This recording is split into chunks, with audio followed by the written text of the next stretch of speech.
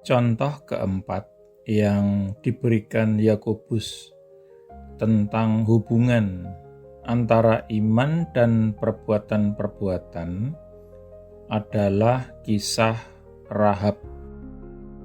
Kisah Rahab diceritakan dalam kitab Yosua pasal 2 dan 6. Rahab adalah seorang perempuan berdosa Kanaan yang tinggal di kota Yerikho, yang ada di bawah hukuman murka dan penghakiman Allah. Setelah mendengar tentang cara ajaib yang dilakukan Allah saat membawa Israel keluar dari Mesir, Rahab mulai percaya bahwa Allah Israel adalah Allah yang benar dan bahwa Dia akan menyerahkan Kanaan dan penduduknya ke dalam tangan umatnya Israel. Akan tetapi Rahab juga percaya bahwa Allah Israel cukup berbelas kasihan dan cukup berkuasa untuk menyelamatkan dia dan keluarganya. Inilah iman yang dimiliki Rahab di dalam hatinya. Iman ini tersingkap dalam dua hal yang dilakukannya. Pertama, ketika Yosua mengirim 2 orang mendahului pasukannya ke dalam Yerikho, Rahab menerima kedua orang ini ke dalam rumahnya, menyembunyikan mereka dan memungkinkan mereka untuk melarikan diri lagi. Dengan melakukan hal ini, Rahab mempertaruhkan jiwanya sendiri. Kemudian dengan tujuan untuk mengklaim perlindungan Tuhan atas rumah dan keluarganya, ia menggantungkan sehelai tali kirmisi merah tua dari jendelanya untuk membedakan rumahnya dari semua rumah-rumah lainnya. Ini adalah jendela yang sama yang melaluinya Rahab sebelumnya menolong kedua orang laki-laki itu untuk melarikan diri. Sebagai hasil dari kedua tindakan Rahab ini, rumah dan keluarganya diselamatkan dari kehancuran yang kemudian datang menimpa atas seluruh Yerikho. Jika Rahab hanya percaya secara diam-diam di dalam hatinya, di dalam Allah Israel, tetapi tidak mau melakukan kedua tindakan yang menentukan ini, imannya akan menjadi iman yang mati. Imannya tidak akan memiliki kuasa untuk menyelamatkan dia dari penghakiman yang datang menimpa atas Yerikho. Pelajaran bagi kita sebagai orang-orang Kristen ada 2. Pertama, jika kita mengaku beriman di dalam Kristus, kita harus bersedia untuk secara aktif mengidentifikasi diri kita dengan tujuan Kristus dan utusan-utusan Kristus, meskipun itu mungkin berarti pengorbanan pribadi yang nyata, mungkin mempertaruhkan atau mengorbankan jiwa kita. Kedua, kita harus bersedia untuk membuat pengakuan iman kita yang pasti dan terbuka. yang membedakan kita dari semua orang-orang yang tidak percaya di sekitar kita. Tali kirmisi merah tua secara khusus berbicara tentang pengakuan iman kita secara terbuka di dalam darah Kristus untuk pengampunan dan penyucian dosa kita. Untuk ringkasan akhir tentang hubungan antara iman dan perbuatan-perbuatan, untuk menutup bagian ini, kita dapat kembali lagi kepada tulisan-tulisan Paulus.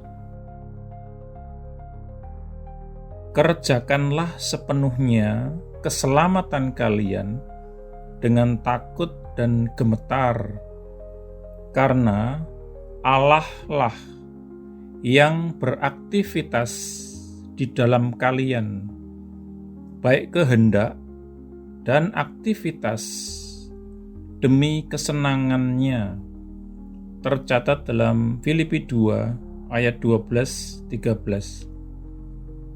Di sini hubungannya jelas. Pertama, Allah bekerja di dalam kita, baik untuk berkehendak maupun untuk melakukan.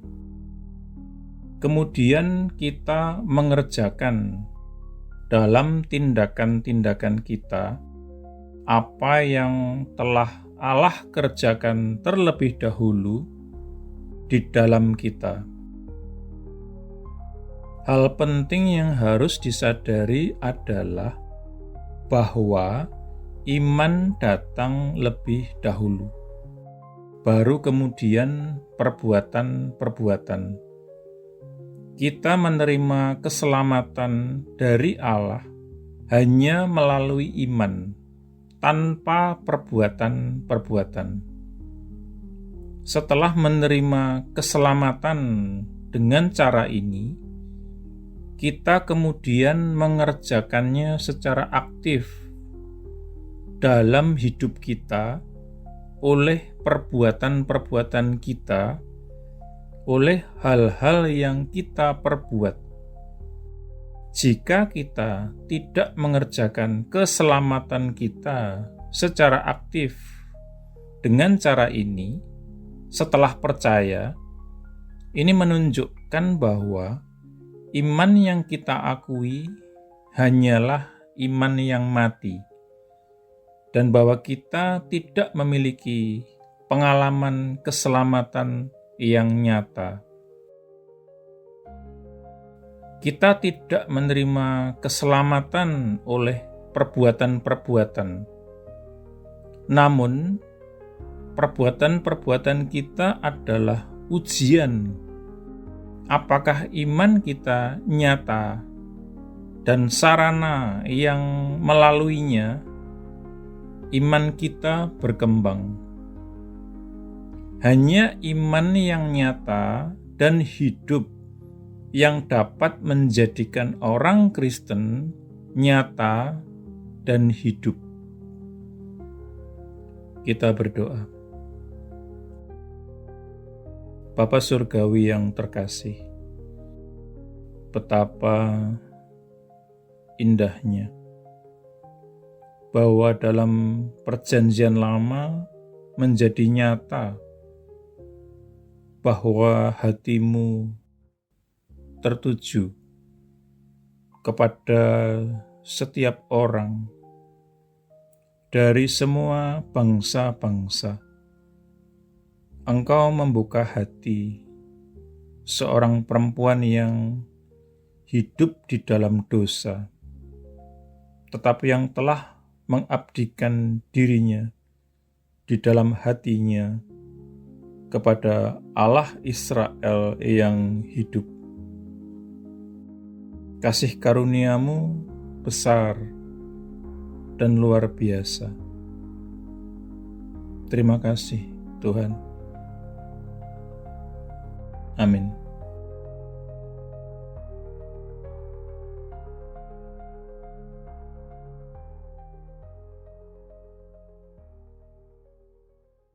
Jika Anda belum menjadi murid Yesus atau belum menerima Yesus sebagai Tuhan dan Juru Selamat pribadi Anda, ikuti doa berikut ini. Tuhan Yesus Kristus, aku percaya bahwa Engkau adalah anak Allah dan jalan satu-satunya menuju kepada Bapa, dan bahwa Engkau telah mati di kayu salib untuk dosa-dosa yang aku perbuat, dikuburkan, namun kemudian Engkau bangkit kembali dari antara orang mati, supaya aku dapat diampuni dan menerima hidup yang kekal. Aku menanggalkan segala kebanggaan dan pembenaran diri sendiri agamawi, dan segala macam gengsi yang tidak berasal daripadamu. Aku tidak punya klaim apapun atas belas kasihan-Mu, kecuali bahwa Engkau telah mati menggantikan aku. Sekarang aku tidak akan memberontak dan berdosa lagi kepadamu, ya Tuhan. Dan aku menyerahkan diriku kepadamu, karena sesungguhnya Engkau adalah Tuhanku. Aku mengakui segala dosa-dosaku di hadapan-Mu, dan aku tidak menyembunyikan apapun. Secara khusus aku mengakui, sebutkan dosa-dosa yang pernah Anda perbuat, yang Roh Kudus ingatkan. Aku bertobat dari segala dosa-dosaku, ya Tuhan. Aku berbalik dari mereka, dan aku kembali kepadamu, ya Tuhan, untuk belas kasihan dan pengampunan-Mu. Aku memohon pengampunan-Mu, terutama atas dosa-dosa yang menyebabkan diriku terkena kutuk. Lepaskanlah diriku juga dari akibat dosa-dosa bapa leluhurku di masa lalu. Oleh keputusan kehendakku, aku dengan sadar mengampuni setiap orang yang pernah melukai atau bersalah atau merugikan aku, sama seperti aku ingin Tuhan mengampuni diriku. Aku menanggalkan seluruh kepahitan, seluruh kemarahan dan dendam, dan segala kebencian. Secara khusus, aku mengampuni. Sebutkan nama-nama orang yang Anda maksudkan. Aku membatalkan dan memutuskan segala hubungan yang pernah aku miliki dengan hal-hal okultisme dan segala macam agama palsu dan segala sesuatu yang berasal dari iblis. Seandainya aku masih punya barang-barang yang menghubungkan diriku dengan iblis, okultisme, dan agama palsu, aku berkomitmen saat ini, Tuhan, untuk menyingkirkan dan menghancurkannya. Dengan ini pula aku membatalkan segala hak atau kekuasaan yang dimiliki iblis atas tubuhku dan kehidupanku. Tuhan Yesus, aku berterima kasih bahwa di kayu salib Engkau telah menanggung segala kutuk yang mungkin mengikat diriku selama ini. Engkau telah dijadikan kutuk, supaya aku dapat ditebus dari setiap kutuk dan mewarisi berkat-berkat Allah. Atas dasar itu, aku memohon Engkau, Tuhan, untuk melepaskan aku dan membebaskan aku dari segala kutuk yang mengikat kehidupanku di dalam nama-Mu, Tuhan Yesus Kristus. Aku menyerahkan diri dan menundukkan diri kepadamu, ya Tuhan, dan aku melawan iblis. Dengan iman, aku menerima kelepasanku sekarang, Dan kuucapkan terima kasih Tuhan untuk kelepasan ini. Amin. Selanjutnya Anda bisa mendapatkan pengajaran meletakkan fondasi bagi murid Yesus dengan subscribe di channel ini. Tuhan Yesus memberkati.